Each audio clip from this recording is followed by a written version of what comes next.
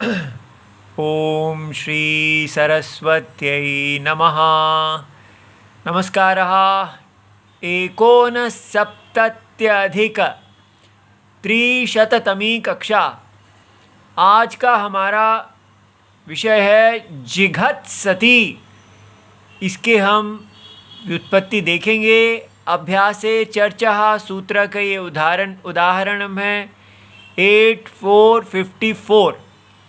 जिघत्सति खाने की इच्छा करता है और अत्तुम इच्छति धातु अद धातु भक्षणे खाना अदादि गण द्वितीय गण है सकर्मक अनिट परस्मय पद। अद के साथ सन धातु किया जाता है तो सन जो है वो धातु से हो सकता है, इसलिए अद की पहले धातु संज्ञा करते हैं।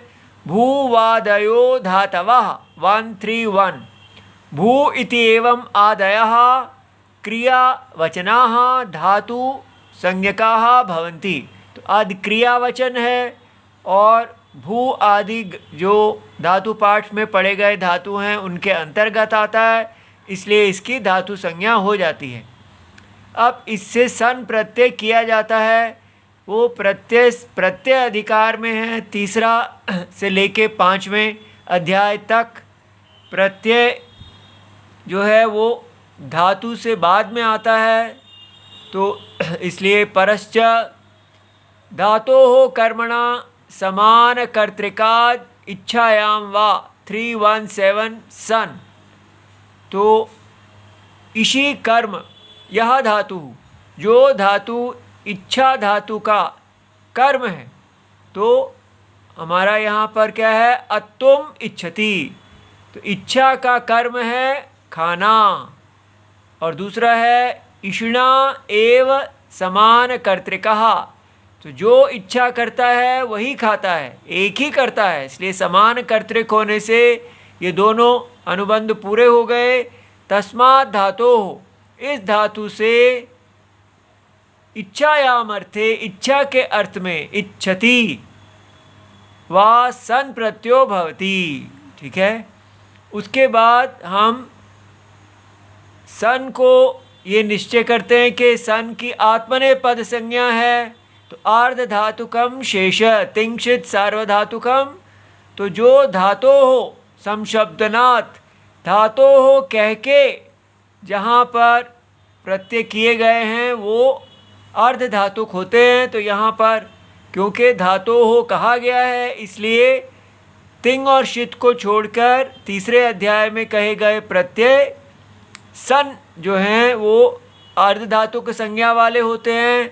और अर्ध धातुकस्य इड्वलादेः 7-35 कहते हैं कि ये अर्ध धातुक जो वल आदि है स वल आदि है इसको इट आगम होना चाहिए, लेकिन एकाच उपदेशे अनुदात्तात् उससे न इट, तो इसको इट का निषेध हो जाता है।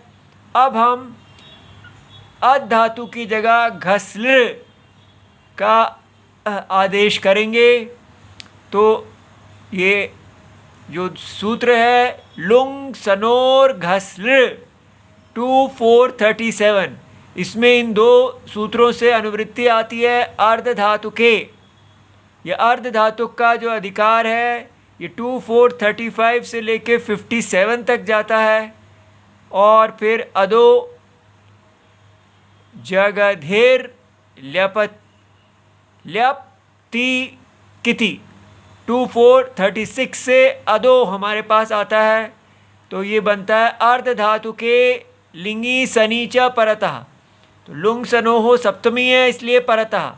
तो सन जो है बाद में अगर है तो अदह, तो अद जो है उसके स्थान में घस्ल आदेश हो जाएगा। तो अद के स्थान में घस्ल आदेश हो जाता है और उसका जो इत संज्ञक लिर है और सन का न हलंत्यम से और ये उपदेशे अनुनासिक इत, तो 1, 3, 2 और 3 से चला जाता है। उसके बाद हमारे पास हमें द्वित्वम करना है क्योंकि सन जो है उसके कारण द्वित्वम होता है। और हमारा सूत्र है सन यंगोहो 618, और इसमें ये ऊपर के सूत्रों से अनुवृत्ति आती है। तो सनंतस्य यंगंतस्य येन विधि तदंतस्य से हम अंतस्य लगा देते हैं। तो जो ऐसे हैं धातो हो, ऐसे धातु से, और अंगस्य एकाचो द्वे प्रथमस्य, तो जो प्रथम है अंग का उसका जो जिसकी उसका द्वित्व हो जाता है, द्वे हो जाता है। तो इसलिए प्रथम एकाच घस है, और घस में एक ही अच है, तो घस घस स बन गया। उसके बाद हम जो इसमें हल आया है इसका लोप करना चाहते हैं अभ्यास में। अब ये सारे अभ्यास कार्य हैं, याद रहें कि जब भी अभ्यास होगा ये सब हमें चेक करना ही होगा। तो अगर यहाँ पर जो स है उसका हल आदि ही लोपः, तो अनादि हल का लोप हो जाता है हलादि ही शेष से। तो वो कहते हैं कि आदि हल शिष्यते और अनादि हल लुप्यते, इससे स का लोप हो जाता है और घ बच जाता है। और फिर उसके बाद पूर्वोभ्यास, पूर्व की यहाँ पर पहले ही पूर्व की अभ्यास संज्ञा हुई, तभी ये अभ्यास से यहाँ प्रयोग हुआ। फिर उसके बाद झलाम जश चर और कवर्ग को चर, तो इन दोनों सूत्रों में से पहले कुहुस चुहु लगता है, क्योंकि वो छोटा बड़ा सूत्र है, पूर्व है, वो पर सूत्र है। तो यहाँ पर हम